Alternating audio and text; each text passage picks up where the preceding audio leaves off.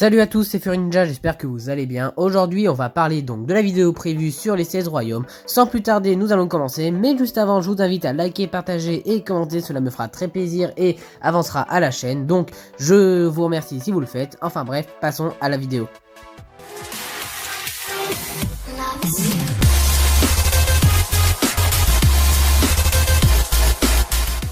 Comme vous avez dû être au courant, sur la chaîne j'ai posté plusieurs petites vidéos parlant donc des 14 royaumes que l'on connaît. Donc dans cette vidéo on va parler des royaumes que l'on connaît officiellement et quelques théories qui pourront donc dire si ce sont donc les derniers royaumes manquants, si ce sont donc des royaumes ou si ce sont, j'ai du mal à parler, si ce sont des simples régions telles que Shintaro pour Ninjago ou etc. Et à un moment, je vais même un petit peu donc revenir sur ce que j'avais dit lors des shorts, alors que deux royaumes en fait forment un seul royaume. Mais bon, ça on en reparlera un peu vers la fin de la vidéo. Enfin bref, commençons. Tout d'abord, le premier royaume qui concerne donc la série Ninjago sera donc bel et bien évidemment le royaume de Ninjago, où se passe donc les deux premières parties de la série avant Dragon Rising, donc à partir de la saison 1 à la saison 16. Donc dans ce royaume, on peut donc rencontrer les ninjas, qui sont donc Kai, Jay, Cole, Zane, Nya et Lloyd, qui seront donc, on va dire, pas élevés, mais qui vont être donc enseignés par Maître Wu, donc le fils du premier maître du Spinjitzu, le créateur de ce royaume, et également le frère du diabolique de ce royaume, Lord Garmadon. Mais on va pas rester trop longtemps sur ce royaume, simplement parce que j'en ai donc déjà fait une longue vidéo de 1 heure sur la chaîne. Donc en 2024 j'avais fait une vidéo parlant donc de l'histoire de Ninjago. Donc je vous invite à aller voir le début de la vidéo où on parle assez bien du royaume de Ninjago et le royaume de l'Oni et du dragon. Donc c'est pour ça qu'on va pas trop y rester là-dessus. En tout cas, ce qui est important, ce que je vous montre à l'image, c'est que ce royaume est donc divisé en deux depuis, on va dire, la création de ce royaume. Quand le premier maître du Spinjitzu était en train d'affronter Overlord, il a divisé l'île en deux, donc la partie Ninjago qui va être la partie du bien, et l'île des ténèbres qui va être la partie du mal. Mais ce n'est qu'à partir de la saison 4 et 5 que l'on apprend que le royaume du Ninjago n'est pas le seul royaume. Au contraire, le royaume de Ninjago fait partie de la longue lignée de royaumes qui se nomment les 16 royaumes. Et on va en parler un peu plus en détail aujourd'hui. Donc pour que ce soit plus simple, je vais vous montrer les royaumes via la carte de Dragon Rising et pas séparés. Donc le premier royaume que l'on va parler après celui de Ninjago sera donc le premier royaume, le royaume de l'Oni et du dragon. On a la connaissance de ce royaume à partir de la saison 8, on commence à le voir à la fin de la saison 8, toute la saison 9 et un petit peu au niveau de la saison 10. Ce royaume est donc connu pour être le premier royaume d'être créé parmi les 16 royaumes, et c'est donc un royaume où abrite plusieurs tribus, notamment les dragons et les Oni. Deux créatures qui se sont tout le temps affrontées durant leur histoire, les dragons pour la création, les Oni pour la destruction. Les Oni quittent donc ce royaume juste après le départ du premier maître du Spinjitzu qui est né dans ce royaume afin de le retrouver, ce qui donc laisse les dragons seuls dans ce royaume. Mais ils se feront vite retrouver par donc des chasseurs de dragons que l'on peut voir à partir de la saison 9. Dans ce royaume, les ninjas se feront donc amis à la fin avec ces chasseurs de dragons, en particulier avec Confiance, l'une des chasseuses de dragons les plus fortes donc de ce royaume. Donc j'avoue que j'ai pas trop de choses à dire en plus sur ce royaume, il reste quand même très mystérieux je trouve, donc j'espère que dans les prochaines saisons de Dragon Rising, on va être un petit peu plus donc dans la découverte de ce royaume, enfin j'espère qu'on reverra ce royaume. Je pense que oui, mais vers la fin de la série, mais bon ça je vous ramène également à une vidéo que j'avais fait sur les théories sur comment est-ce que Dragon Rising pourrait se terminer, enfin bref, voici tout ce que je peux dire sur ce royaume. Le second royaume sera donc le royaume des ténèbres, également un royaume que je ne pourrais pas tellement expliquer puisqu'en fait on l'a très peu vu. On a la connaissance de ce royaume à partir de l'épisode pilote de Ninjago, donc la légende de Ninjago avant la saison 1, durant un tout petit peu la saison 1 et également durant la saison 5. On peut arriver à ce royaume donc à partir de plusieurs moyens, dont un moyen que je parlerai vers la fin de la vidéo puisque du coup ça concerne tous les royaumes. Mais on peut donc aller au royaume des ténèbres via donc des créatures qui ne sont pas humaines, qui peuvent donc voyager via donc un tunnel spatio-temporel, c'est comme ça que moi je le dis. Donc par exemple les dragons qui apportent les ninjas lors de l'épisode pilote, donc je vous laisse aller voir si vous l'avez pas vu. Ou encore ce qui m'étonne un peu c'est que Garmadon, quand il est tombé après son combat avec Maître Wu il y a quelques années en arrière, il a réussi à arriver donc dans le royaume des ténèbres. Dans ce royaume, il y a donc un maître qui se nomme Samukai qui sera donc vite détrôné par Garmadon qui prendra son rôle. Garmadon aura donc la lignée des squelettes. C'est donc dans ce royaume que Garmadon prendra donc son refuge, et c'est là où il va attendre avant de planifier son plan pour quitter ce royaume afin de rejoindre le royaume de la folie, mais bon ça on en reparle juste après. Et donc voilà juste ce que je peux dire sur ce royaume, il n'y a pas non plus tellement d'informations que je peux traiter. Le prochain royaume qui sera un peu plus intéressant sera le royaume de la folie. On a la connaissance de ce royaume à partir de la saison 1 de Ninjago, et on peut le revoir à partir donc de la saison 5 lorsque Moro et Lloyd se battent, mais également durant la saison 1 et 2 de Ninjago Dragon Rising. C'est donc ici que Garmadon va prendre refuge, où il va avoir ses 4 bras, où il va également donc rejoindre Ninjago avec Maître Wu à partir de la saison 1 de Ninjago. Là-bas se trouve la montagne démente, donc la montagne qui sert à rejoindre le royaume de Ninjago. On peut rejoindre ce royaume via un objet que je parlerai donc à la fin de la vidéo comme j'ai dit tout à l'heure pour le royaume des ténèbres, mais on peut également le rejoindre via le thé du voyageur. Dans ce royaume on peut retrouver plusieurs monstres tels que des monstres boue et également donc des monstres rochers. Des monstres rochers que l'on retrouvera à partir de la saison 1 de Ninjago Dragon Rising et de la saison 2 lorsque du coup Nya aura été retrouvé dans ce royaume peu après la fusion. Il y a également dans ce royaume une genre de boue qui se mange qui va donc donner des plus grands pouvoirs aux dragons comme on peut le voir pour Ryu lorsqu'il veut aider donc Nya ou encore les dragons qui l'ont attaqué. Un royaume un peu plus intéressant que le précédent donc vraiment je l'aime beaucoup mais il y a encore mieux. Le prochain royaume qui sera le royaume des nuages est quand même également un peu plus intéressant. Royaume que l'on connaît à partir de la saison 5 qui a plusieurs petites capacités. C'est dans ce royaume que se trouve le sabre du sanctuaire, un sabre qui permet donc de voir l'avenir, et également un des indices menant à la tombe du premier maître du Spinjitzu à Ninjago. Ce royaume a donc la croyance que leurs écritures peuvent prédire l'avenir et donc écrire l'avenir de certains personnages dans Ninjago, comme on peut le voir pour Dareth dans la saison 5. Dans ce royaume, on aura donc la connaissance de la nouvelle maîtresse élémentaire du vent, Euphrasia. Lors de la saison 2 de Ninjago Dragon Rising, ce royaume se fera prendre au piège par les guerriers au masque de loup, Raz, Cinder et Jordana. Et c'est donc ici où se trouvent les archives pour les 5 bannis. Un royaume vraiment très intéressant et je pense que c'est ici où se trouvent la plupart des mystères de tous les royaumes et donc je trouve que ce royaume on va en retrouver plusieurs fois dans les prochaines saisons. On peut rejoindre ce royaume avec l'objet que je parlerai donc à la fin de la vidéo, avec le thé du voyageur mais aussi avec l'œil de l'aveugle. Un cyclone qui se trouve tout en haut de la cime hurlante, le mont le plus haut du royaume de Ninjago. Donc vraiment c'est un royaume que j'aime vraiment beaucoup, que j'espère que l'on reverra dans la prochaine saison de Ninjago Dragon Rising. Ensuite un royaume un tout petit peu moins important qui sera donc le royaume maudit, un royaume où se trouvent plusieurs fantômes qui avaient des dettes et qui n'ont pas réussi à les rembourser. Ou simplement lorsqu'ils sont morts et que donc on les a oubliés et que du coup ils sont partis dans le royaume maudit. C'est donc ici où se trouve Moro, un des anciens élèves de Maître Wu qui a donc envie de se venger de Maître Wu et envie d'être le ninja vert lors de la saison 5. C'est donc lui qui va partir à la recherche donc de Lloyd pour prendre le contrôle de son corps afin de rejoindre la tombe du premier maître du Spinjitzu et d'être le ninja vert. Il va donc trouver le parchemin de l'Airjitsu à Styx dans la boutique de Ronan, également le sabre du sanctuaire parlé plus tôt dans le royaume des nuages afin d'arriver dans les 3 épreuves de la tombe du premier maître du Spinjitzu. Il va donc essayer de libérer sa maîtresse qui est donc la très puissante ou son deuxième nom la prééminente, avant de se faire détruire à la fin de la saison 5, terminant ce royaume. Ce qui je trouve est quand même très intéressant avec ce royaume, c'est que la prééminente est le royaume maudit et le royaume maudit est la prééminente. C'est donc ici aussi où se retrouvaient le gentil Garmadon, Maître Chen et Klaus à la fin de la saison 4. Donc peu après la seconde guerre serpentine. On peut revoir également un tout petit peu ce royaume via la saison 11 lorsque la très puissante s'enfuit du royaume des disparus afin du coup de détruire Ninjago. Mais je pense qu'on aura peut-être du coup un peu plus de réponses sur ce royaume à partir de la saison 3 de Ninjago Dragon Rising grâce au retour de Moro. Mais bon, cela c'est à voir ce que nous réserve Ninjago dans l'avenir. C'est donc vraiment un royaume que j'ai vraiment beaucoup aimé, un tout petit peu moins intéressant que les précédents, mais là on va parler d'un royaume encore un peu moins intéressant mais qui est quand même relié à ce royaume. Le royaume de Jinjago. Le royaume frère du royaume maudit. Ce royaume a donc été détruit lors de la saison 6, peu après donc la destruction du royaume maudit à cause des ninjas. Dans ce royaume se trouve un roi qui n'est nul autre que le père d'un djinn très connu à Ninjago, Nadakan le djinn. Peu après qu'il soit fait libérer par Klaus, donc le bras droit de Maître Chen, Nadakan va partir avec son équipage au royaume de Ninjago, récupérer le sabre des âmes, un sabre qui permet donc de capturer les personnes et d'utiliser leur pouvoir, afin du coup de se venger. Nadakan tentera donc de recréer ce royaume via le royaume de Ninjago en le détruisant. Mais il n'y parviendra pas.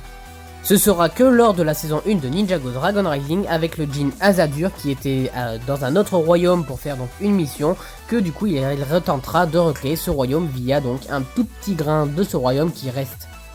Donc je pense que l'on reverra ce royaume dans pas très longtemps. Le seul truc que je trouve qui apporte à l'histoire via ce royaume, c'est que chaque royaume a son frère, et du coup, on a la confirmation que le royaume maudit et le royaume de Ninjago étaient frères, ce qui signifie que tous les autres royaumes devraient avoir un frère en commun. Mais ça, on en reparlera à la fin de la vidéo. Le prochain royaume sera donc le royaume des âmes disparues, un royaume qui, du coup, on ne connaît vraiment pas grand chose. On a la connaissance de ce royaume à partir de l'épisode Le jour des âmes disparues, lorsque du coup les ninjas vont rendre hommage aux âmes qu'ils ont perdues.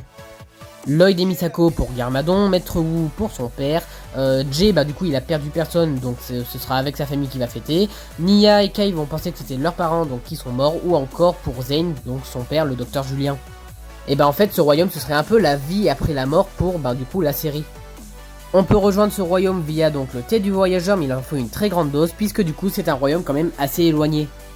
Ou on peut également traverser ce royaume pour redevenir donc humain comme Yang tentera de le faire lors du jour des âmes disparues, ou Cole quand il y arrivera. C'est donc de prendre le sabre de Yang afin de créer une faille pouvant donc revenir au royaume de Ninjago. On peut revoir également rapidement ce royaume lors de la saison 11 lorsque la prééminente que j'ai parlé tout à l'heure ressort de ce royaume afin d'attaquer Ninjago. Mais bon, on n'a pas non plus tellement d'informations là-dessus, donc le seul truc que je peux dire c'est que on a terminé sur ce royaume. Le prochain royaume sera donc le royaume de non-retour, le royaume le plus connu lors de la saison 11. Un royaume que l'on ne peut pas atteindre via un simple thé du voyageur donc des 16 royaumes, mais un thé que l'on peut emprunter à partir de ce royaume, donc que les ninjas vont trouver dans ce royaume, mais qui sera pas assez puissant. Oui, c'est vrai que c'est un petit peu compliqué de rejoindre ce royaume. Mais on peut rejoindre ce royaume via donc un objet que je parlerai à la fin de la vidéo, mais aussi grâce au sceptre de Asphira quand elle enverra Zane, ou lorsque Pixel va les envoyer au royaume de non-retour pour le retrouver, donc avec ce sceptre. Là-bas se trouve donc un empereur de glace qui sera donc en fait Zane, qui donc en fait règne sur ce royaume depuis plusieurs années. Et du coup cela voudrait juste dire que ce royaume a un espace-temps plus différent que tous les autres. Dans ce royaume se trouvent donc plusieurs tribus, notamment la plus connue, celle des métamorphes. C'est ici où Lloyd et les ninjas feront la rencontre d'une de leurs alliés qui sera donc Akita. En réalité, le méchant qui a corrompu Zane lors de ce royaume, c'était en fait Vex qui a voulu se venger donc du royaume des métamorphes. Donc le seul truc que je peux vous dire sur ce royaume, c'est que c'est un royaume auquel on ne revient quasiment jamais. Donc les ninjas ont réussi à donc vaincre la menace, donc je pense qu'on peut revenir plus facilement de ce royaume, même si je trouve que ça reste quand même assez compliqué. J'espère que l'on reverra ce royaume un peu plus tard, puisqu'on l'a rapidement vu, mais j'espère vraiment qu'on le reverra lors de l'arche de Dragon Rising, afin que l'on connaisse tous les 16 royaumes. Le prochain royaume sera donc le royaume de Imperium, que l'on connaît à partir de la saison 1 de Ninjago Dragon Rising, le royaume un petit peu ennemi lors de cette saison. C'est le royaume le plus avancé dans la technologie, comme on peut le remarquer donc via le look, mais également les habitants comme Sora, qui est donc la maîtresse élémentaire de la technologie. Béatrix, l'impératrice de ce royaume, coopère avec Raz afin de capturer les dragons sources pour utiliser leur énergie pour ce royaume. Mais en réalité, leur histoire est en fait tout autre. En réalité, Béatrix était jalouse donc de sa sœur Zéatrix et de son père, qui ont donc été les empereurs à cette époque. Donc elle a fait assassiner son père et envoyer sa sœur je ne sais où, et du coup elle a essayé de se venger. À la fin de la saison 1, Béatrix donc fait sortir du royaume de la réalité, donc après la deuxième fusion, c'est ce que j'appelle la deuxième fusion. Béatrix se fait donc envoyer hors de la réalité, donc je ne sais pas où elle se trouve. Mais on ne va pas tarder à la revoir selon moi. C'est donc dans ce royaume où a été prisonnier le dragon source de l'énergie, et c'est là où se trouve également l'une des ennemis des ninjas lors de la saison 1 et 2, Jordana. Donc au début de la saison 2, on peut remarquer que Percival, donc un des ados on va dire de ce royaume, va aider les ninjas à partir donc de cette saison, donc le royaume d'Imperium sera donc gentil à partir de cette saison. Donc voilà tout ce que l'on connaît dans ce royaume, je pense qu'on va le revoir un petit peu, mais je pense qu'on l'a également un tout petit peu, enfin pas un tout petit peu, mais on l'a assez exploité lors de la saison 1, donc j'espère qu'on le reverra plus vers les dernières saisons de l'Arche. Donc là on va rentrer dans les derniers royaumes auxquels on n'a pas tellement d'informations. Il y en a un auquel je vais juste parler à la fin parce que je ne suis pas tellement sûr, donc c'est à vous de me le dire. Enfin bref, on va parler tout d'abord du royaume de la Terre des Égarés. C'est dans ce royaume que Cole va atterrir après la fusion, et c'est là où il va rencontrer donc entre guillemets sa famille temporaire, même sa nouvelle famille, où il se trouve donc Scolette, 2 enfants et Géo. Géo étant le maître élémentaire du soudage et Scolette étant le sort capturant donc les 5 bannis. C'est dans ce royaume où atterrit tout ce qui a été oublié ou perdu, comme par exemple les 2 enfants, donc un serpent du royaume de Ninjago et un enfant du royaume de non-retour via donc son habit, Géo qui fait partie du royaume de Shintaro, donc non, le royaume de Shintaro n'est pas l'un des 16 royaumes, c'est une région de Ninjago, donc qui est à moitié Gekko, à moitié Muntz, et donc Scolette qui je trouve, je pense pas qu'elle est oubliée, mais je pense qu'elle est venue là volontairement. C'est également ici où se trouve l'un des cœurs de dragon, un objet qui va être quand même grandement utile lors de la saison 1 pour Béatrice afin de donc contrôler la fusion.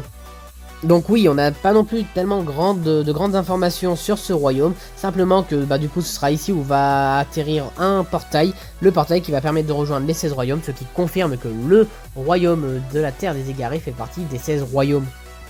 Et c'est donc ici où Raz et les guerriers au masque de loup vont essayer de récupérer Scolette. Voilà à peu près toutes les informations que l'on a sur ce royaume. L'avant-dernier royaume que je vais parler sera donc le royaume de Mysterium, un royaume comme son nom l'indique très mystérieux. Dans ce royaume on peut donc retrouver la sorcière Gandalaria, la sorcière qui a créé Scolette afin de donc capturer les 5 bannis. C'est donc dans un monastère ressemblant exactement à celui des ninjas dans le royaume de Ninjago qu'elle habite. Donc comme je vous l'ai dit, en fait c'est un royaume que je peux juste dire ça parce que j'ai vraiment aucune information là-dessus, c'est quand même le royaume le plus mystérieux de tous. C'est ici où Zane, Cole et Scolette vont arriver afin de demander de l'aide à la sorcière Gandalaria après avoir affronté Dorama, mais c'est ici où ils se feront également attaquer par l'administration. Donc c'est tout ce que je peux dire donc de ce royaume. On va passer au dernier royaume qui en fait, je me suis trompé dans le short. En fait, c'est juste moi qui croyais au début que le royaume de la Terre des Égarés et que le royaume de Chima faisaient partie de 2 royaumes différents, mais en fait non, les deux forment un seul et unique royaume. Ce royaume serait donc connu sous le nom de royaume de Wildness. Donc oui, je vais le prononcer comme ça parce que je sais pas comment est-ce qu'on peut le dire en français. Mais du coup, dans ce royaume se trouverait donc la région de la Terre de Lave, la région de la Forêt des âmes et également la région de Chima. Donc comme vous connaissez, le royaume de Chima, c'est donc un royaume où se trouvent plusieurs tribus d'animaux, les lions, les singes, les loups, etc., etc. Donc ici, dans ce royaume, se trouve un objet assez spécial, enfin c'est pas un objet, c'est plutôt on va dire une genre de substance qui se nomme le Chi. Juste en dessous du royaume de Chima se trouve donc le royaume des terres de lave, donc un royaume où se trouvent Raz et Brazzera que l'on connaît donc dans la série Ninjago. Alors ça c'est d'après ce que l'on m'a dit, donc je sais pas si c'est vrai ou faux, à vous de me dire si c'est vrai ou faux. Moi je croyais qu'au début le royaume des terres de lave était un royaume séparé du royaume de Chima, donc justement moi j'en sais rien, j'ai regardé sur Google, il y en a qui disent que oui, il y en a qui disent que non, donc vraiment ça fait débat je trouve. On peut également retrouver lors de ce royaume le dojo de l'ombre, le dojo utilisé par les 5 bannis et les guerriers au masque de loup. C'est également dans ce royaume où se trouvent les maîtres dragons qui vont apprendre les ninjas lors de la saison 2 de Ninjago Dragon Rising à contrôler le dragon rebelle, Egalt et Rontu. Donc vraiment c'est un royaume que je trouve vraiment très passionnant, j'espère qu'on connaîtra encore plus sur ce royaume dans les prochaines saisons, bien qu'on l'a assez exploité lors de la saison 2, enfin je vous laisse l'avis en commentaire, et passons maintenant aux dernières théories. Donc si le compte est bon, donc si on compte que le royaume de Chima et le royaume des terres de lave font partie du même royaume, on connaît que 13 royaumes, mais si on compte que le royaume de Chima et le royaume de la des terres de lave sont des royaumes séparés, on compte qu'il y a 14 saisons. Donc on est sûr qu'il nous manque sûr et certain 2 royaumes, à la limite 3, mais bon on va faire la théorie maintenant. Donc oui, il existe plusieurs, pas théorie, mais il existe plusieurs noms de royaumes, comme par exemple le royaume de Lee, comme on me l'a souvent dit en commentaire, mais également le royaume, je sais pas si c'est un royaume, mais on va dire le jardin où vont aller Lloyd et Harry afin de récupérer un second cœur de dragon, ou encore également d'autres royaumes, mais bon ça c'est à voir. Moi je pense qu'on les connaît pas encore. Le royaume de Lee, c'est à voir si c'est vraiment un des royaumes, puisqu'on peut très bien dire que c'est également une région d'un royaume, comme cela peut être le cas pour le royaume de Shintaro. À vous de me dire votre avis en commentaire.